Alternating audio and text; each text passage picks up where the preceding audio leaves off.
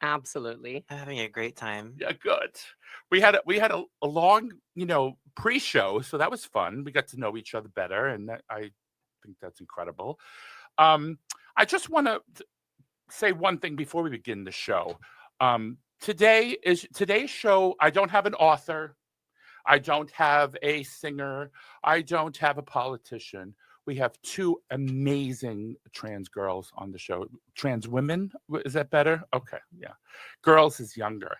Um, trans women.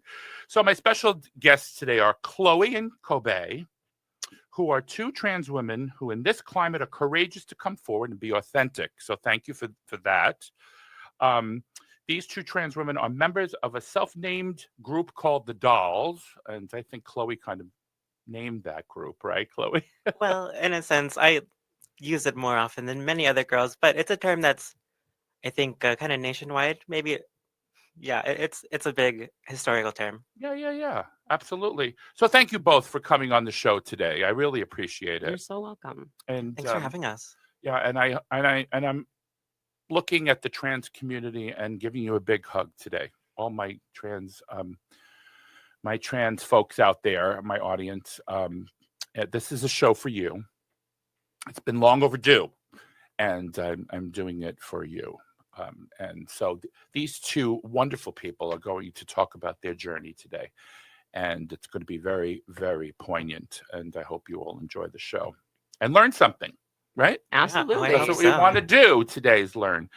So it is my custom on the show that the first question I always ask is regarding the guest's beginnings, like a background question. So could each of you, starting with whoever, tell us where you were born, raised, educated, and anything else from the early years you would like to share with the audience? Who wants to go first? Yeah, I can start.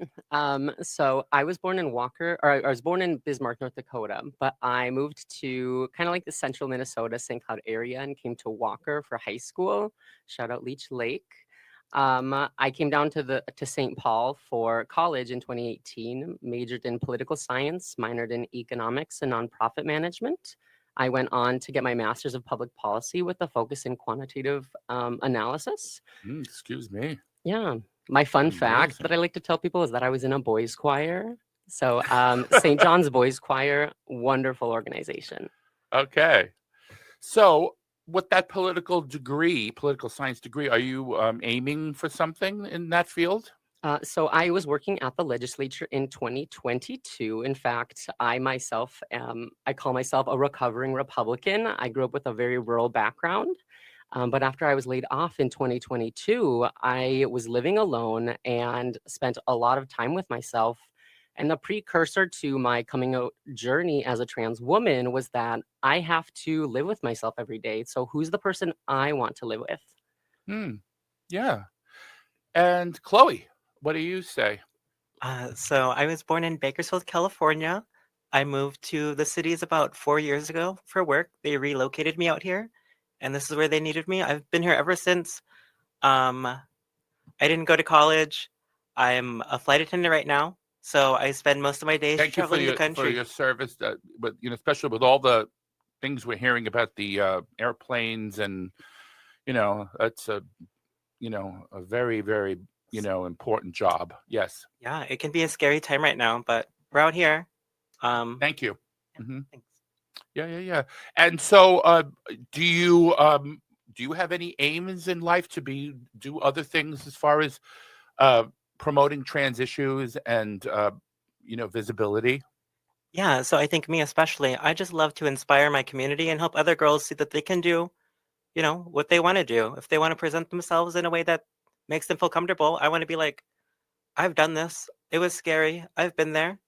You can do it too. It's Yeah, great. amazing. Absolutely. That's great advice to the audience. People out there that are listening, you know, come out, be yourself, be authentic, because if they don't see us, me, I'm speaking as a gay man. I'm not speaking, obviously, as in the trans realm, but I really feel we all in the LGBTQ, all the letters, we have to be more visible and be able to be ourselves. Because if you're not out, people don't know that you're there, Hmm. and they don't see your humanity, I guess is what I'm saying.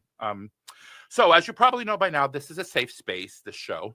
for members of the LGBTQ community to speak their truth as much as you are comfortable. Can you describe to the listeners your coming out journeys, both of you, uh, and to becoming your authentic selves, and don't be afraid to say what happened, because people out there may have the same experience and want to hear that and validate what they were going through as well. So who wants to start with that one? I think I'll take the lead on this one. Okay. So this is actually, I think I've known for a long time, since I was young, that I was trans or very leaning femme.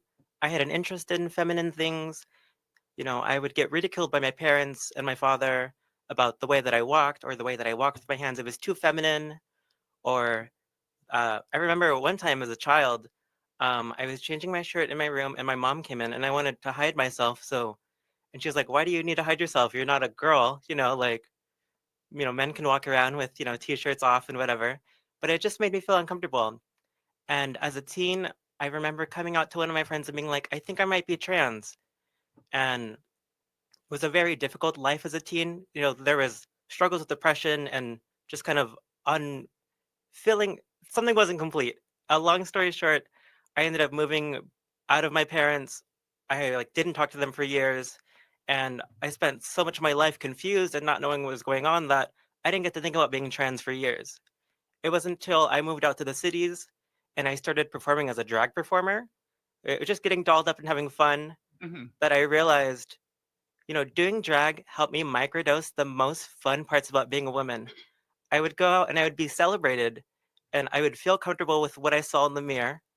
And it really just brought me so much joy. So one day I just realized that I don't want to live pretending that I'm not myself anymore. And I decided to live my life as I am, every day since then. The first flight that I ever worked was to Williston, North Dakota. And I don't know if you know anything about Williston, North Dakota, No. but it's Sorry. it's Probably cold. yeah, That I know. it Yeah. gets cold, but it's just I think they do oil there, so it's like a rough and tough oil town, Oh, okay. very macho. All the men on the flight, they're big and burly and very, you know, Hmm. straight. So, Hmm. but nobody gave me any trouble on that flight, and if I can do it there, I can do it in Do my it community, anywhere. and so can you. Hmm. Wow, that's amazing. What I find so beautiful, what you just said, was look when you said you looked in the mirror and you loved yourself.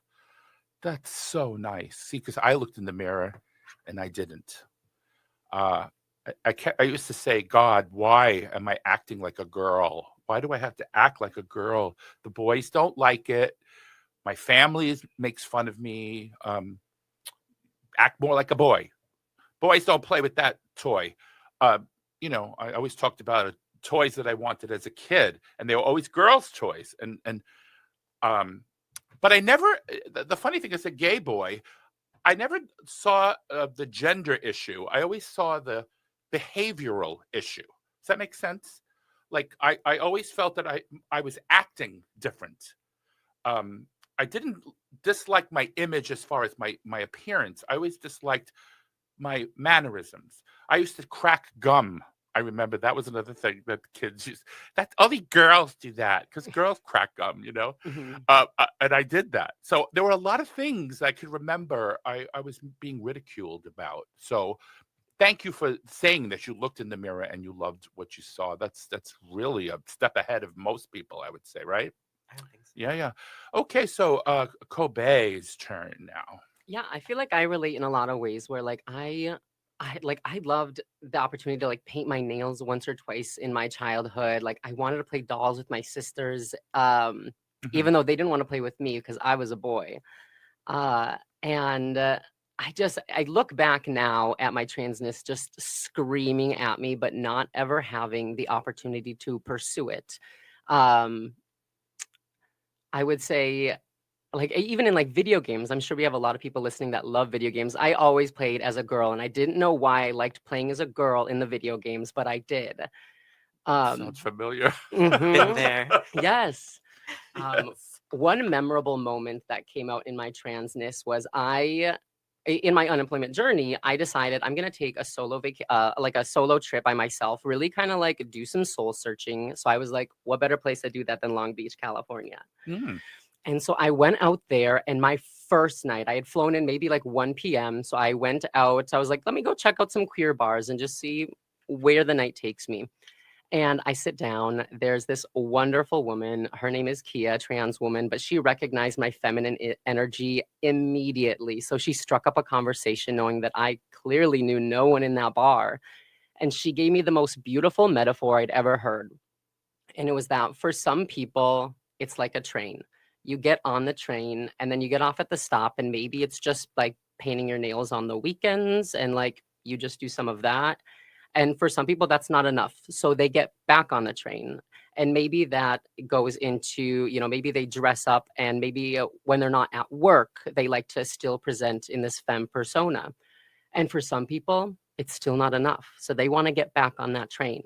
And that might turn into finally going into work in a femme persona, or go in as just like who they are and making it more full time. And again, for some people, that's not enough. And so some people get on, and that's when they maybe pursue HRT. For those who don't know, that's hormone replacement therapy. And again, some people decide that's not enough, and they get back on that train, and they want to physically manifest their femininity. And maybe that's top surgery, maybe that's bottom surgery. And I think that it was so beautiful to hear that in my very fresh coming out story. Because for me, I lived since like ninth grade. I was a gay man, but I was just very dissatisfied. Like I had my like sexuality down, but there was something that was unsettling about my own personal identity. And that's what I went out to sort out. And it was the best thing I could have ever done. That's a good point about what you just said, because again, people out there in the straight world, there is sexuality and gender identity. They're very different. Actually, and you guys can, confirm for me, there are trans girls that are heterosexual. Oh yeah. That were heterosexual, and when they transitioned, stayed attracted to girls, right? Yes. Am I right? Yes. So, in fact, in my friend group, I almost feel like me being into cis men, I feel like the minority. I feel like there's a lot of trans women who are Is that into so? women. Oh, yeah. wow, I never knew that. Yeah. I thought it was transitioning and staying, attracted to your form of gender. But no, I guess not, huh? Because look at Caitlyn Jenner. She's a perfect example. I mean, I'm not a fan, but she was Bruce Jenner at one time. She's an Olympian, transitioned to a female, and she still is attracted to females, women. We like what we like. Yeah, they're different. You see, that's why we have LGBTQ. That's why we have it as one group, because we are all in the same bag. We're all being discriminated because of whether we are attracted to somebody of the same gender or same sex, or we're transitioning and we have a different gender identity. So we have to accept people for who they are. We're all human beings, and this is what this show is about today. I really thank you for bringing that up too. That's incredible. So was it well, one of you can answer this. I don't know, whichever one of you wants to bring this up, because was there an incident or a moment in your life where the light bulb went off and said, I'm doing this? And what was that moment? If any of you want to bring that up. For me, I think it was just my trip in LA. It was like I finally had an opportunity to shed everything about who I was and just truly be whoever I wanted to be. And I was thriving living in my own skin. I still had facial hair in the moment. I was very feminine, but very male presenting still. But I just felt so alive. Not now. You're a beautiful young lady. Well, I think I have to say young because I'm old. So yes. How about you, Chloe? For me, it kind of sounds a little bit more sad, but I think of my experience as kind of like a phoenix rising, in that really my story is I had struggled with depression and painful thoughts for most of my life, for reasons that I won't get into right now. Sure. But what's relevant is when I really decided to present myself as I am every day, unfiltered, not just when it's convenient, not when it's safe. Every day I want to live as myself, as Chloe. I was actually in a psychiatric hold because I was struggling with the idea that I could go on with my life as it was. And while I was in there, I had my long blonde hair, and I told the staff, I was like, I want to go by Chloe. And I was in there for a week, and as my facial hair was growing out, as my makeup wouldn't stay on, as I was in there, they were still calling me Chloe. They were still saying she, her pronouns. And I thought if I could do it here, I can do it anywhere in the world. Anywhere, every day. What a beautiful person you are. What a bright light. Really. I mean, you got me emotional here. Oh, okay. Let's move on to, I love her too. She's incredible. Let's go on to Kat Rohn. Now, Kat Rohn is the executive director of the organization called Outfront Minnesota. They do amazing work for trans and gay people. And she made a statement, a poignant statement. I spoke to her on my show, and I want to read her statement to you and see if we get some input from the two of you. Kat is quoted as saying, "The needs are urgent, and we must prioritize the safety and well-being of everyone in our community. Our work for LGBTQ plus equality must be in concert with efforts on racial justice, public safety, environmental justice, reproductive rights, and housing justice. That fusion has the power to transform our world for the better." Isn't that an amazing statement? Yeah, really powerful. truly. Yeah, because there are other groups suffering as well. You know, the LGBTQ community, the women's rights, are being curbed every day. Women's reproductive health is being curbed. And racial injustice. Any of you want to comment on that statement? I mean, Paul Wellstone would say we all do better when we all do better. So I think we need to uplift each other. Mm-hmm. Absolutely. I would agree. Following up, I think community is the strongest thing that we can have and can build. And I think with that, we only get stronger. Mm-hmm. Well, that's why this station, it's called the Progressive Voice of Minnesota for a reason. This station just doesn't talk about LGBTQ community.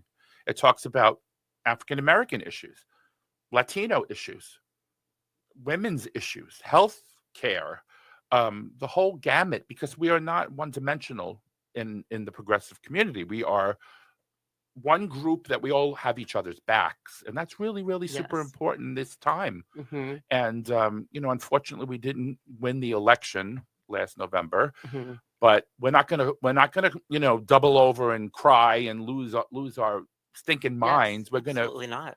We're not succumbing. We have to fight back.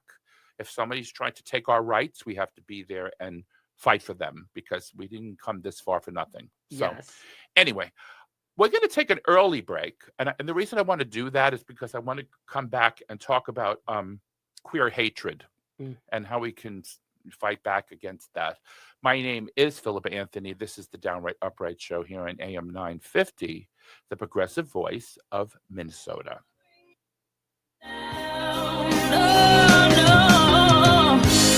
You are beautiful in every single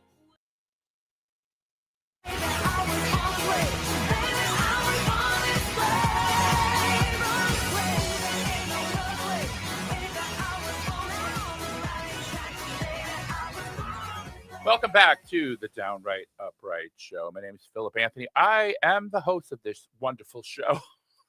I don't say so myself. I'm here with Cloe and Kobey. And what a show this is. This show is really getting to my heart, really. I'm hoping that people out there will learn that we are just people. And and all we want is the same rights as everybody else. We don't want more rights. We want the same. Literally. Right. We just want you to let us walk the streets in peace. We just want you to let us get married. We just want, we want to be safe. That's all we ask. And Everyone deserves a rich and fulfilling life. yeah, exactly. So we're going to talk about queer hatred now. Do you guys think that American society as a whole will ever get over queer hatred or not? What are your, because now we're getting into a time, we have 4 years of this president, and who's constantly, bringing us down a peg. Um, what say you guys? I think that as long as there's like violence against queer people being normalized, we will never get over it. Like there will always be people who think they can jump you on the train. There will always be people who think that they can bully you, harass you. It's really difficult to say. Yeah, yeah. Do you get? This is an awful question, but I have to ask it. Do you still get dead named? So for me, I feel comfortable saying my dead name because I did No, it you don't have to if you No. don't want to. in my journey. My boy name was Kobey, but I didn't want a new name, so I was like, let's just rebrand this one into Kobey. It's how my mom always pronounced it, like going to like school and stuff, and I really liked that, so Yeah, I yeah, decided to yeah. keep it. Well, you're just a powerful person. You don't give a what. Thank Yeah, I you. love that because I want all trans people to be like you. I want you to walk in your shoes and be proud of who you are, and you're just doing it, honey. Thank you. Love It you. means a lot to hear that. No, hey, I was there, been there, done that, got the T-shirt. So oh God, I don't want to talk about me because this is all about you. It's us gays went through a time too in the 70s and 60s and 80s, especially during the AIDS crisis, where we were walking in your shoes now. What's happening to you guys, we went through that. Mhm. So I, as a person, a human, can look at this, what's happening in this country, and I don't go for it. I can't. And I will be there for you guys until my last breath. I'm telling you. And Thank that's you. why I have the show. I mean, I will continue to support the trans community until my last breath. Do you want to say anything, my friend Chloe, about that? About queer hatred? Queer hatred. Uh-oh. Oh, Did I strike a nerve here? I think I just experienced so much of it. I think even in this day and age, did? still, yeah. Would you only if you're comfortable to share? Would you want to share like one thing, but don't name anybody or No. Yeah. just the incident. Yeah. So I have various incidences, even when I'm at work or when I'm going out, of just being misgendered. Yeah, I present myself. really. Yeah, You you'd be look surprised. you don't look like me. Yeah. My gender. So where are they getting that from? That's what I would like to know. I don't know. I'm dolled up with nice hair. I do makeup every day. I don't Right. have any facial hair on me. Yeah. I'll be in the prettiest little dress. And then they go, "What can I get you, sir?" And I go, What? and it just confuses me. And sometimes it'll just be a genuine mistake and they go, "I am so sorry." But I've had instances where they just kind of double down and it's like, I'm sorry. It's like a gut punch every time. Yeah, I'm so sorry. yeah. That's unnecessary. Really. Yeah. I mean, you know what I say on my show? If you guys listen, I don't know. But my name's Philip, right? And if you looked at me and said, "Tom, how are you doing?" And I said, "No, my name is Philip, and you're calling me Tom," after I told you my name's Philip, that's insulting and degrading to the person. Mhm. The same thing when it comes to trans people. If they're saying their pronouns are she, her, use them. And if it's a Yes. trans man, he, him, use them. And the Don't thing is, be rude. we do it a lot for people like cis people too. Like if your name's Richard, we call you Dick. It's like we'll call you Do what you? you want to be. Okay. That's funny. See, we could inject. See, we're so comfortable with ourselves that we can inject humor into this, even though it's a Absolutely. serious thing, Yeah. serious subject. But you guys are just incredible. I hope you come on the show again. Oh my God, I'm just enjoying this show. I really am. I'm having a great time too. Powerful people you are. Really, you really you. don't realize that. I'm going to tell you you're powerful because you're coming out here and you don't give a rat's patootie what people are going to say. You're just, I'm me, like it or lump it, as we used to say in the old days. Okay, so I'm going to move on to the next question. We're going to talk about the dolls. And I think this is Chloe's question, right? Because Yeah. she is the one that brought this word forward. How did you come up with the name? Is that you that created it, or was it the group? And who are the dolls? So I didn't come up with the word. As far as I'm aware, it's just been around, like an informal like name to refer to like trans women and trans girls. Uh-huh. And I use it as a term of endearment, and that's mostly how I'm familiar with the term. So when a again, as a gay man, you have to educate me. If you're a trans girl, a trans woman, and you're referring to other trans girls or trans women, you use she's a doll. Is that a term that you would say is acceptable? I'd say that it can go either way. Some people are not comfortable with it. Some are comfortable with it. People who are uncomfortable, what I've heard is that it kind of like brings out this sentiment of an artificial, like you're just playing dress up, and that's not really what we're doing. We Oh, are women, but when I some see people who don't that. like Yeah. it get called a doll, it feels like there's that artificial piece to it. But for Wow. I didn't think of it that way. Thank you. It's amazing. absolutely. Oh God. Okay. Yeah. And how about you? Do you feel that way about the word, or I don't. I think to go on the other spectrum that are okay with it, I just please? see them as like they're pretty and perfect, and they're like to the T's, these cutest little things. So it's like, yeah, me and the dolls are gonna come out. We're Yeah, gonna go yeah. party. Yes, You definitely. know, again, generation gap here. You guys are so much younger than me. When I was a kid, um, when a young girl, was pretty, they would say, "Oh, she's such a doll." So it was a reinforcing word that propped them up to like cute, the ultimate cuteness, I guess would be the word. So I could see both. I could see your point, and I can see Chloe's point, because I think it really that's what's wonderful about our community. We can accept words and reject them Yes, absolutely. and go for it. Do you, right, guys? Yeah, Absolutely. yeah. I'm saying guys, and I hope I use I that. use Yeah. I hope you're I'm not okay taking with that. it. Yeah, yeah. I call everybody guys. When I'm in a group and there's girls and boys and men and women and yada yada, I just, hey guys, how you do? Yeah. It's my term. I don't. Maybe we should come up with a better word. But Folks, I like gals. folks. Oh, I like folks. Absolutely. Okay, so this is another question coming up here. What can we do as a community to ensure that our LGBT family feels safety and belonging going forward? Now, because safety is a really big thing for me. Um, I almost got gay bashed a couple of times back in the day. I remember this is how bad it was. We used to have to look both ways when we got out of the car before we went into the gay bar, because if we were seen walking in there, they'd wait for you to come out and, do something.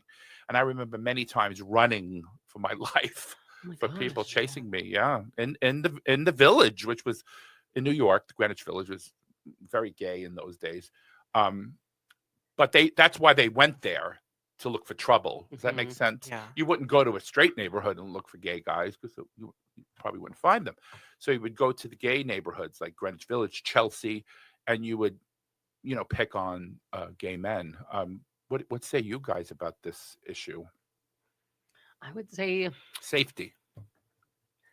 my number one thing, not necessarily around like physical safety, but like mutual aid is so important, because if the government is going to pull funding for so many very necessary services, we need to come out for each other. We can't just say we're going to wait for 4 years and hope that everyone votes the way we would like to. Yeah. Like that means giving your time, giving your energy, giving your skills, giving your money Yeah. to like people in need, people in your community. When you have a friend who has a bill that needs to be paid, because the thing about mutual aid is it needs to be mutual. I give to you because someday I may need you to give to me, and the government may not always do that for us, but we Well, can take we've seen that. responsibility for Yeah. one another. Absolutely. Yes. Chloe. Yeah, I agree. Community is so important to us, and kind of continuing to uplift each other and support each other, especially in this time, is so important. As for tomorrow, well, we're getting together, and I have a friend coming over who has never been dressed up or dolled before.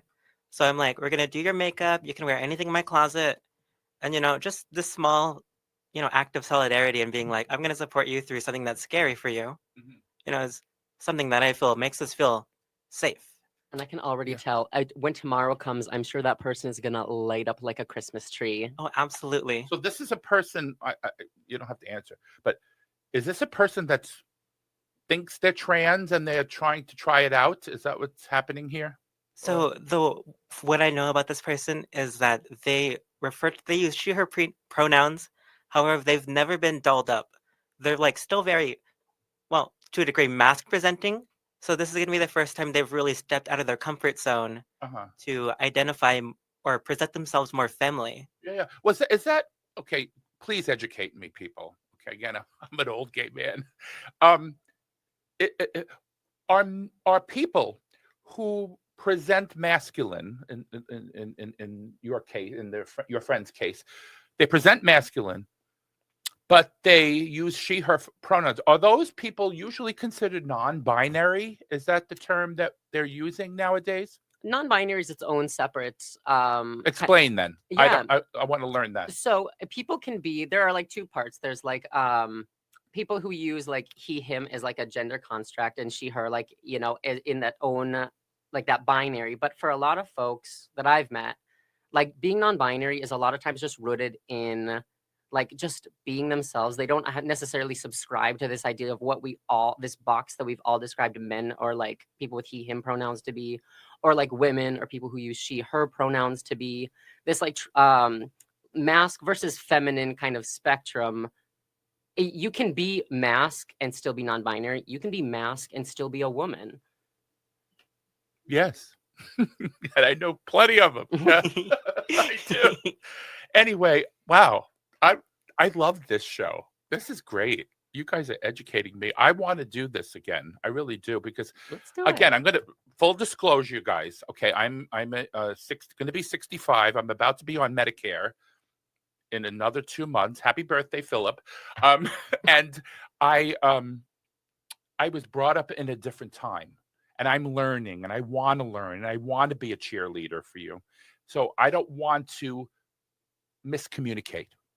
And having you here, especially young people who are trans, educate me, because you'll never have me as an enemy, but I may say something that sounds stupid or uneducated, and I don't want that to happen. I think accountability is the big piece, and accountability is actually quite liberating because no one is perfect, and we all know that we're going to make mistakes. Mhm. But if you're comfortable with the emotion surrounding accountability and saying, you're right, this is how what I said affected you or made our community seem, but I'm going to own it and I'm going to fix it and make it better. Yeah, you got to do that. Yeah.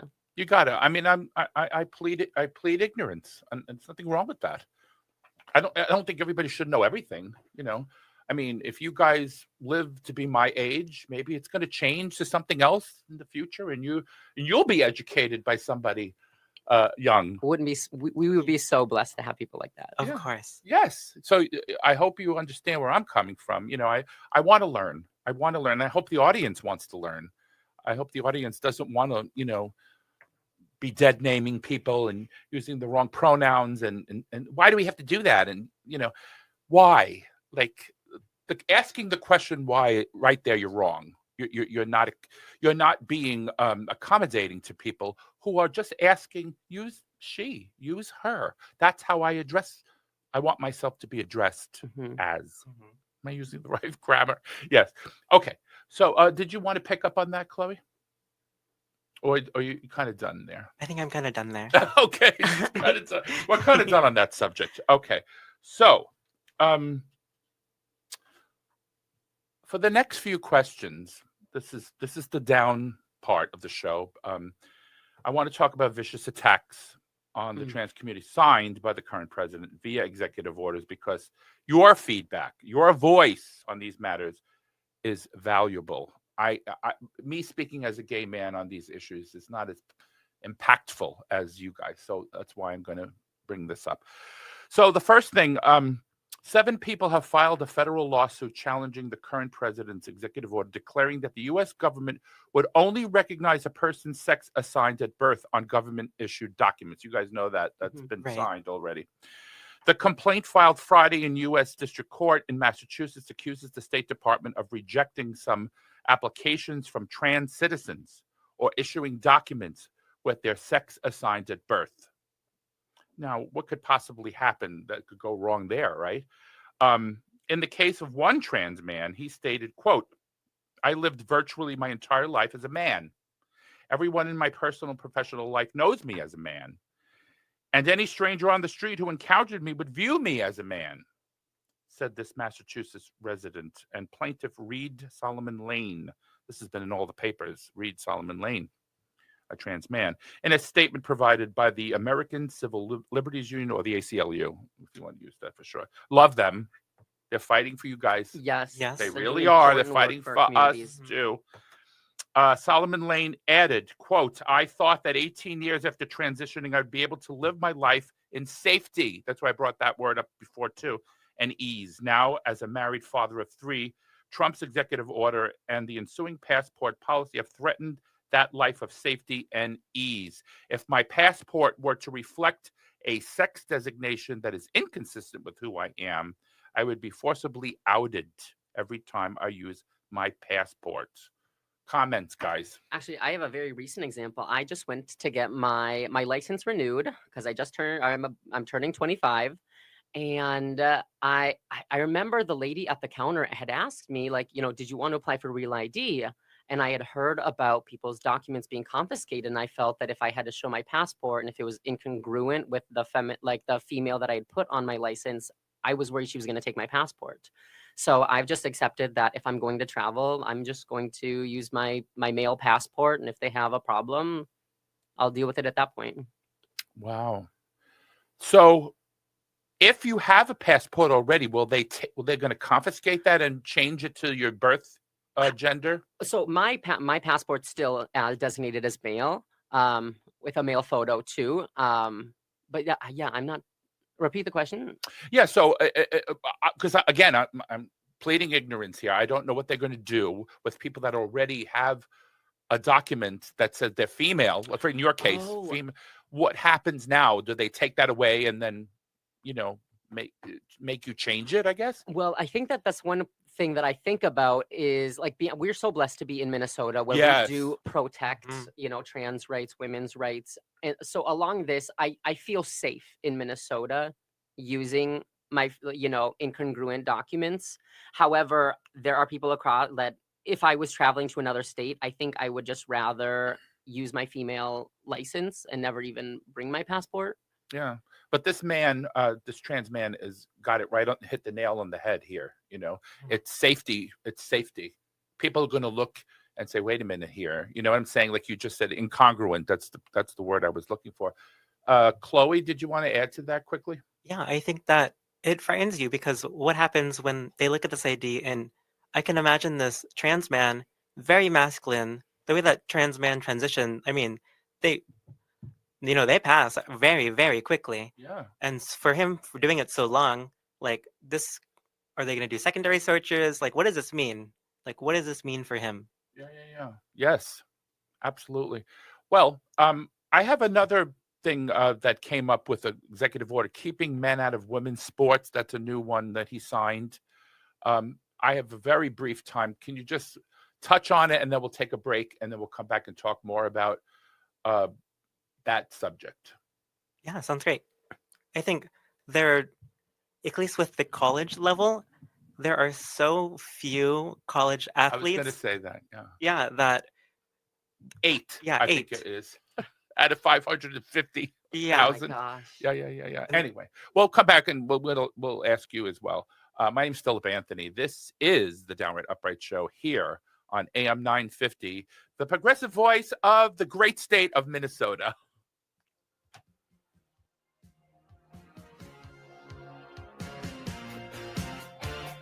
I am what I am. I don't want praise. I don't want pity.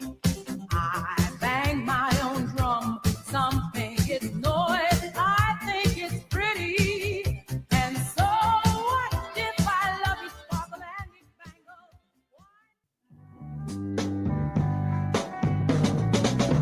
Come on, people now. Smile on your brother. Everybody get together. Try to love one another right now.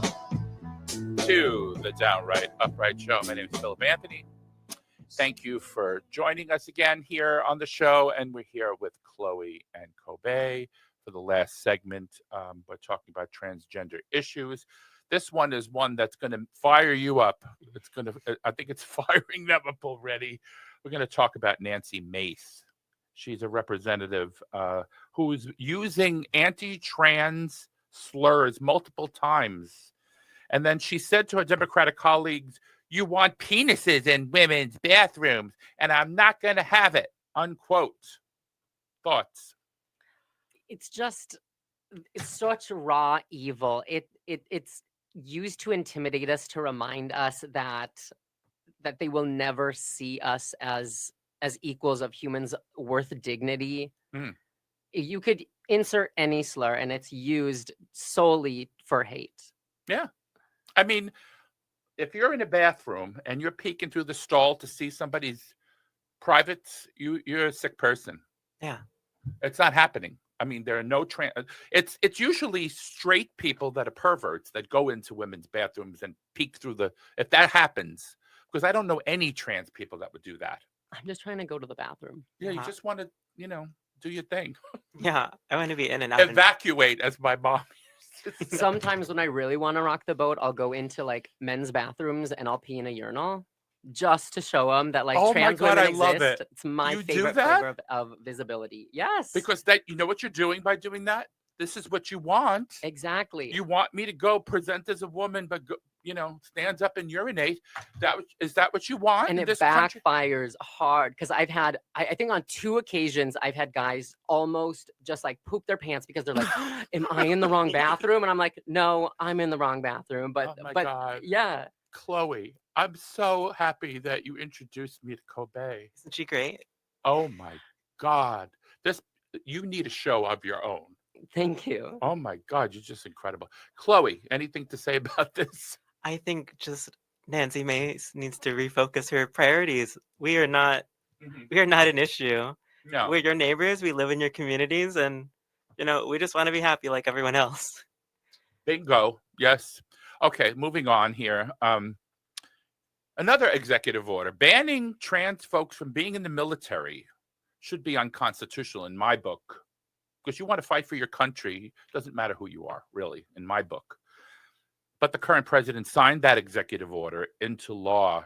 What are your insights on this? Because now neither of you are interested in going into the military, but supposedly you wanted to, Yeah, I would say that, if you want to go and serve in the military, I fully endorse it because you deserve to fight for something that you believe in.